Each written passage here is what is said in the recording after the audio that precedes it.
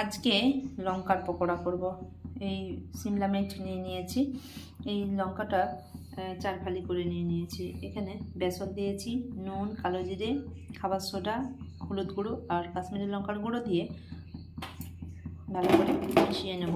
এরপরে জল দিয়ে একটা ব্যাটার তৈরি করব।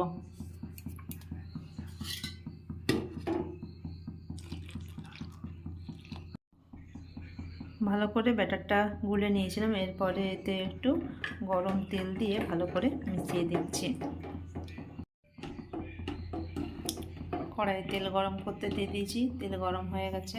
এদিকে এই লঙ্কাগুলো বেসনে ডুবিয়ে তেলের মধ্যে দিয়ে দেবো। এইভাবে বাকিগুলো দিয়ে দেবো।